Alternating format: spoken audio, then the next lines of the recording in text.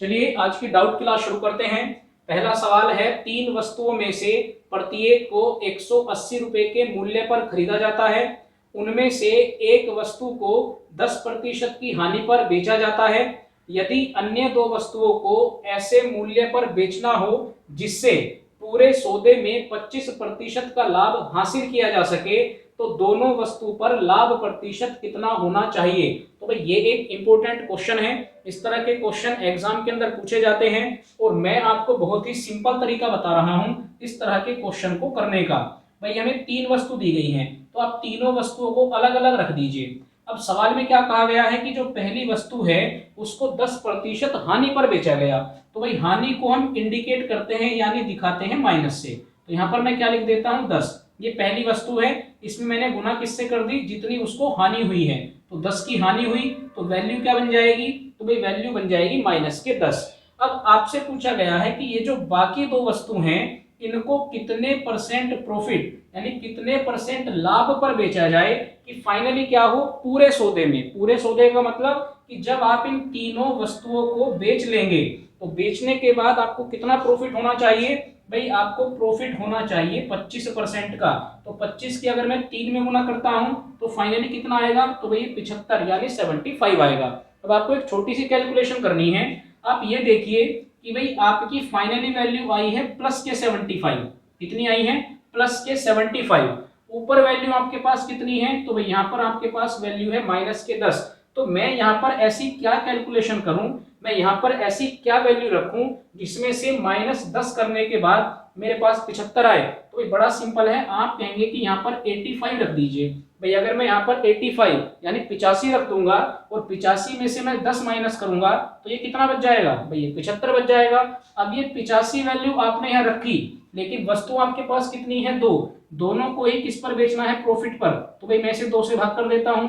2 से भाग कर दिया तो कितना आ गया, 42.5, 85 का आधा, और यही होगा आपका आंसर। यानी दोनों वस्तुओं को 42.5% प्रॉफिट पर अगर आप बेच देंगे तो फाइनली उसको क्या होगा, फाइनली उसको 25% का लाभ होगा। आई होप कि पहला क्वेश्चन आपको अच्छे से समझ में आया है। चलिए दूसरा सवाल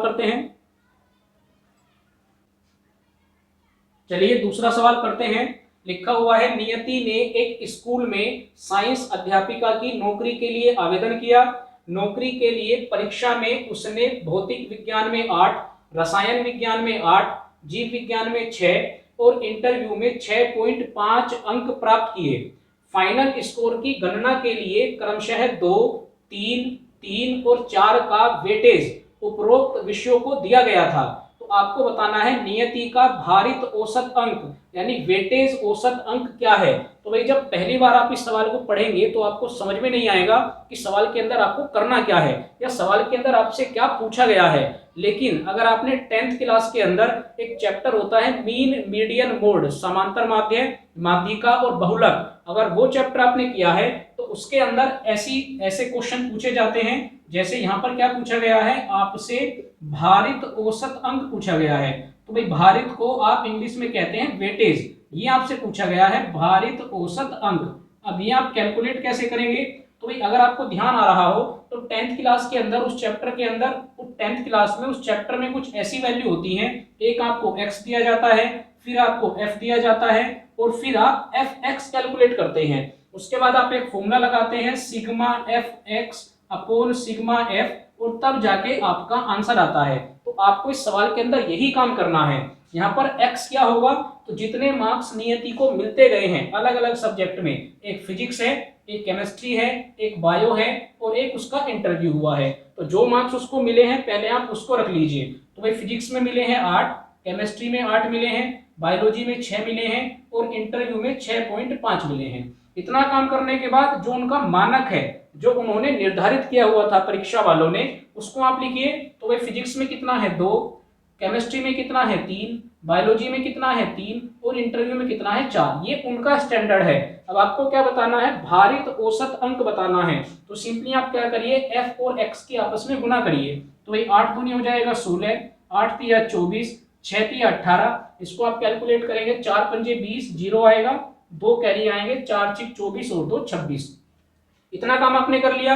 अब आप इस फॉर्मूले पर ध्यान दीजिए जो मैंने यहाँ पर लिखा है, सिग्मा एफ एक्स। तो भाई सिग्मा एफ और एक्स का मतलब होता है कि जो वैल्यू यहाँ पर लिखी है आप उन सबको प्लस कर दें। तो भाई जोड़ लेते हैं, 6 और 4 10, 10 और 8 18, 18 और 6 24, तो कितना आएगा, 4 आएगा, 2 कैरी चला गया, 2 और 1 3, 3 और 2 5, 6 और 2 8, तो टोटल कितना आया, एफ एक्स का मान हमारे पास 84 आया। नीचे क्या है, सिग्मा एफ, यानी मुझे इसको कैलकुलेट करना है कि इनका निर्धारित मानक जो दिया गया था उसका टोटल कितना है। तो 4 और 3 7, 7 और 3 10, 10 और 2 कितना हो जाएगा 12, ये इनका टोटल हो गया। तो भाई sigma F x upon sigma F, F x की वैल्यू 84 है, एफ की वैल्यू हमारे पास 12 आई है, कैलकुलेट कर लीजिए तो आपका आंसर आ जाएगा। यानी जो वेटेज औसत अंक है, जो भारित औसत अंक है वो कितना है, 7। तो इस तरह के सवाल भी आजकल एग्जाम के अंदर पूछे जा रहे हैं, तो इन क्वेश्चन की भी आप अच्छे से प्रैक्टिस करें। चलिए आज की हमारी ये डाउट क्लास यहीं कंप्लीट होती है। आई होप कि दोनों सवाल आपको अच्छे से समझ में आए होंगे। कहीं पर कोई डाउट अगर रहा है तो वो आप मुझे कमेंट बॉक्स में लिख के बता सकते हैं। इसके अलावा अगर आप अपनी बुक से प्रैक्टिस कर रहे हैं, जो क्वेश्चन आपसे नहीं हो पा रहे हैं, चाहे वो मैथ के क्वेश्चन हैं या रीजनिंग के क्वेश्चन हैं, तो वो आप मेरे व्हाट्सएप नंबर पर मुझे भेज सकते हैं, 9997172170, ये मेरा व्हाट्सएप नंबर है। जो भी क्वेश्चन आप मेरे पास भेजेंगे उसकी डाउट क्लास में नेक्स्ट डे आपको प्रोवाइड कराता रहूंगा। तो आज की क्लास में फिलहाल इतना ही है। अगली क्लास में कुछ नए डाउट वाले क्वेश्चन के साथ वापस आप लोगों से मुलाकात होगी। Thank you.